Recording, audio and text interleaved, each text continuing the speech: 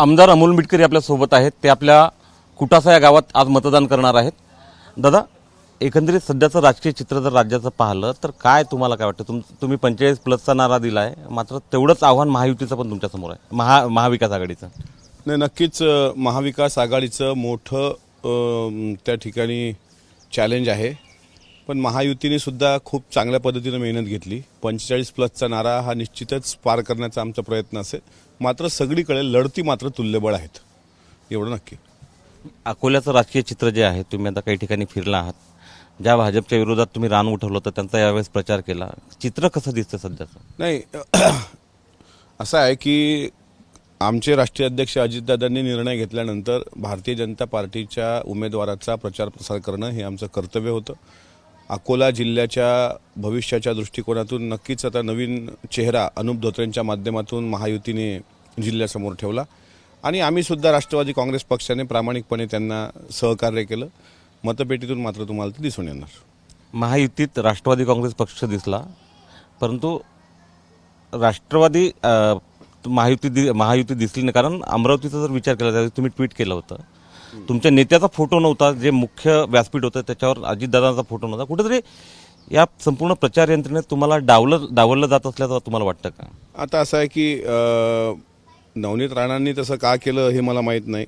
कारण नवनीत राणांसाठी स्वतः अजितदादांनी एक मोठी सभा घेतली होती आणि त्यानंतर पत्रकारांच्या माध्यमातून ज्यावेळेस या बातम्या चालल्या टी व्हीवर, आम्ही पण ते ट्विट केलं होतं की महायुतीमध्ये मिठाचा खडा टाकू नका.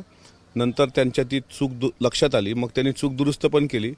पण ही चूक जाणीवपूर्वक केली होती की झाली होती अनावधानाने, हे सुद्धा तपासलं पाहिजे. आणि महायुतीमध्ये आमचा प्रयत्न आहे की शेवटी तुम्ही आम्हाला हात दिलाय किंवा आमच्यासोबत आहात, तर महायुतीमध्ये राष्ट्रवादी काँग्रेस पक्ष एकनिष्ठेने तुमच्यासोबत आहे. पण जर पक्षाला डावलून, पक्षाच्या नेत्यांना डावलून कुठलाही इतर 2 घटकांमध्ये, मग शिवसेना असेल किंवा भारतीय जनता पार्टी असेल, यांनी जर दुजाभाव करण्याचा प्रयत्न केला तर नक्कीच आमची नाराजी होणार. ती नाराजी आम्ही व्यक्त करून दाखवली. 13 जागा तुम्ही मागितल्या, त्या 5वर आले, त्याच्यात परभणी तुम्हाला रासपला द्यावी लागली, फार मोठा त्याग करावा लागला. कुठे निगोशिएशनमध्ये कमी पडले का तुम्ही? नाही, अजिबात नाही, असं अजिबात म्हणता येणार नाही. शेवटी आमचे एकच खासदार होते आणि 5 पैकी 4 जागा, म्हणजे आम्हाला असं वाटतं की 4 जागेचा निकाल काढणं आमच्यासाठी खूप महत्त्वाचं आहे. त्याच्यामुळे निगोसिएशन वगैरे त्याला म्हणता येणार नाही. जिथं आमची ताकद आहे त्या ठिकाणीच आम्ही जागा मागितल्या. 5 पैकी 2च ठिकाणी ओरिजिनल राष्ट्रवादीवाले तुमचे उमेदवार आहेत. एक उमेदवार तुम्हाला मित्रपक्षाला द्यावा लागला, 2 आयत करावे लागलेत. नाही, 5 पैकी शिरूरचे राष्ट्रवादीचेच मूळ आहेत. आढळराव पाटील, मूळ त्यांचं, मूळ बघा ना, पिंड त्यांचा, तटकरे साहेब आणि सुनेत्रा वहिनी. आता राहिला प्रश्न रासपचा मित्रपक्षाचा, अर्चना पाटील शेवटी त्या भाजपच्या आहेत. पण असं प्रत्येक पक्षात झालं ना. तुतारी गटाने आमचे निलेश लंके आयात केले का नाही? त्यांच्यात 3 उमेदवार असे आहेत की ज्यांना आमच्याकडून आयात करावं लागलं. त्या सांगली, साताऱ्याची जागा आम्ही सोडली त्यांना. त्याच्यामुळं त्याग केला तरच काही फळं चाखायला भेटतील. त्याग आणि समर्पण यातून नक्कीच आम्हाला भविष्य दिसतंय. पण 5 जागेत आमचा निकाल चांगला राहील एवढं मात्र नक्की. नाशिकच्या संदर्भात फार आश्वस्त होते की नाशिक तुम्हाला मिळणार, तर मुख्यमंत्र्यांनी स्वतः सांगितलं की शिवसेनाच ती जागा लढणार आहे. नाशिकवरून फार ताणलं गेलं असं वाटतं का तुम्हाला? नाही, नक्कीच तिन्ही नेत्यांमध्ये फार चर्चा ताऊन सलाखून झाली असावी. शेवटी आम्हाला अपेक्षा होती की भुजबळ साहेब किंवा भुजबळ साहेबांच्या कुटुंबातला कोणीतरी ते जागेवर दावा करेल आणि ते रास्त पण होता. पण नंतर गोडसेंकरता मुख्यमंत्री महोदयांनी ती जागा प्रतिष्ठेची केली असं कळतं.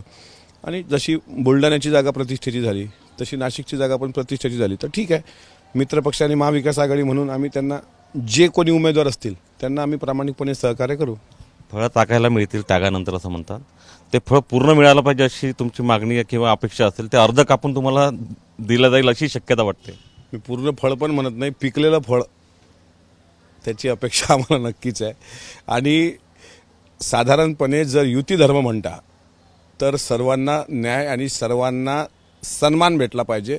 महायुतीत मिठाचा खडा टाकणारी जी काही लोक राणांसारखी आहेत त्यांना पण त्यांच्या वरिष्ठांनी समज दिली पाहिजे, नाहीतर जनता धडा शिकवते. शेवटचा प्रश्न विचारतो. तुम्ही सातत्यानं बोलता की तुमचं मतदान फार लाभदायी असतं, ज्याला मतदान करता तो निवडून येतो. कुटाशात मतदान करणार आहात, कोण निवडून येणार अकोल्यात? महायुतीचे उमेदवार अनुप धोत्रे हे यांचा मी प्रचार प्रसार केला आहे. आणि ज्यांना मी मतदान करेल तीच व्यक्ती अकोल्यात निवडून येणार. हे होते आमदार अमोल मिटकरी. आणि राष्ट्रवादी काँग्रेसनं महायुतीमध्ये समर्पणानं आपली भूमिका निभावलेली आहे. मात्र नवनीत राणांसारख्या काही लोकांनी त्यामध्ये मिठाचा खडा टाकण्याचा प्रयत्न करू नये अशी अपेक्षा आमदार अमोल मिटकरी यांनी व्यक्त केली आहे. कॅमेरामन मयूर बारगजेसह उमेश अरोणे, एबीपी माझा, अकोला. एबीपी माझा, उघडा डोळे बघा नीट.